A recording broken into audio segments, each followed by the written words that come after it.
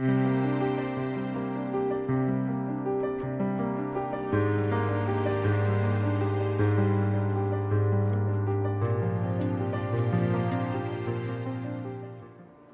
we're going to go into the segment now. We're going to be working with some oils. We're going to be working with two different oils in this segment.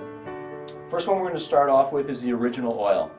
This oil has a viscosity of 1 like all oils do for bottle metal. And so I'm going to be doing some Swedish-based strokes working with this oil. And again, it really depends upon the amount that you apply to the body and what kind of control you're going to get with your strokes. I like to pin the wrist with the inside hand while I'm working on the shoulder, and again I want to work more proximal and then work distally. So by pinning the wrist, I minimize the movement in the shoulder to try to create that circulation we're looking for. Then I'm going to move down into the forearms, taking the stroke all the way up into the shoulder. And then when I want to work on the flexors, I'm going to turn the forearm over and then go right up onto the biceps. Again, these are more connective strokes. This is a great all-purpose oil. If you want one oil to do many different modalities with, this would be a great oil for that. Because I can use less of it and I still feel like the glide is fairly controlled. You apply more and you're going to have more of those connective strokes that you'd like to see with Swedish massage, say, for instance. Okay, and then we're going to go on in the same segment to work with the muscle therapy oil. And I'll be doing that with some stones, and we'll be working on the neck.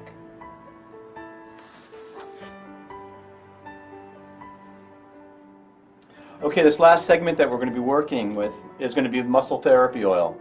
There's pine in this that gives it a little bit of warming sensation. And it's a lighter oil than when we were working with the original oil. So I'm just going to be applying a slight amount, and we're going to be working through the upper traps and neck. And I'm going to be doing this while working with warm stones. And again, I'm going to find this to be a little bit of a slower glide. And so it's a nice way to present stonework, because when I'm doing stonework, I like to work with stones so I can control their pace and feel more through the stone. As you start to work with stones, you start to feel through them. And you notice while I'm working here, my arms are resting on the table.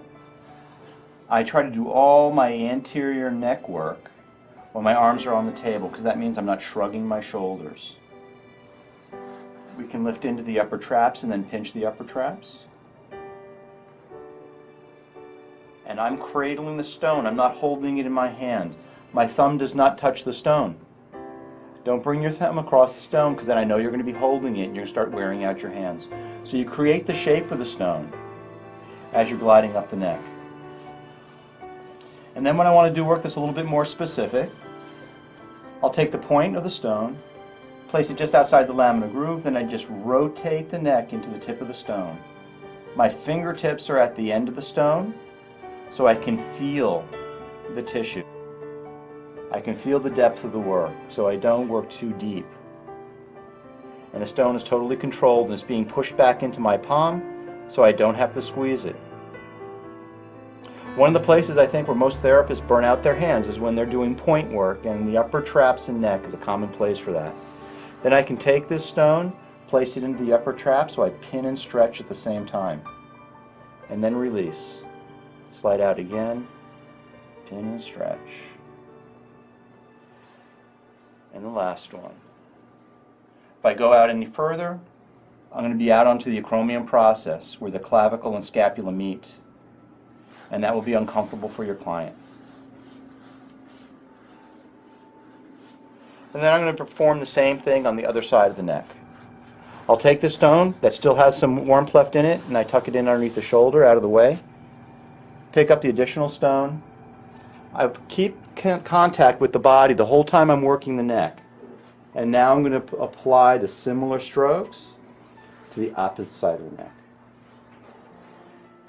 The action that I get into the neck is done by using both hands. It allows me to get movement and doing this circular motion at the occipital ridge. And again, pinning the upper traps.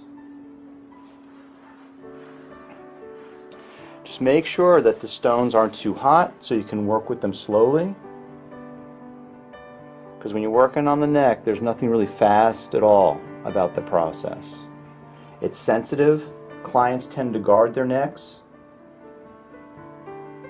So you have to gain their trust. If you end up hurting somebody because you're working too deep, then they're going to be guarding, waiting for it to happen again. So do your best not to have your client contract against your work. Your results are going to be much better. And again, then that point work. It's nice and easy. And then when I get done here, I'm going to stretch the neck a little bit, and then we're going to do an application with the cool stones. Whatever stretching works for you, what you learn in school or what you're practicing right now is really what you should be doing. Do what you're comfortable with.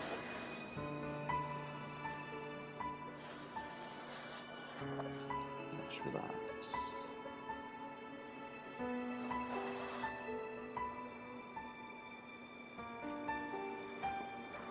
Okay. And so with the cool stones, I have them on the floor beside me. Again, when you're working with stones, you want to make sure that you work with them when they're dry. Clients do not need to be laying in wet linens. So whether they're coming out of cool or out of the heater, you want to make sure that they're dried off. It's a lot easier and more comfortable for the client when you apply the stones to the occipital ridge, opposed to pressing them into the upper traps. So I'll choose to start here. So take a deep breath for me, and exhale. If you have a client that hesitates or is hesitant on receiving cooler temperatures, work on the neck first. You'll start to build their trust. I have not had one client that hasn't enjoyed having cool stones applied to their neck. And I've worked with a number of clients that have a phobia with cooler temperatures because people associate it with being cold, not receiving cold. This temperature is not surrounding your body, and if the room's warm enough, they should never get cold from the experience. Again, using the edges of the stones, going back to the same places I was using the hot stones. And then I can take them and press them into the upper traps now, where we were doing that pin and stretch earlier. And then just glide them back up the neck. In a regular session, I'd be doing this, then doing some scalp work, possibly face work to finish the session off. Well, I hope you found this educational and that you have a little bit more knowledge than you did previously about Bonvital products. They're a great product line, no preservatives, well thought out, and now they're making a huge commitment to education. And I'm sure the industry is going to appreciate that.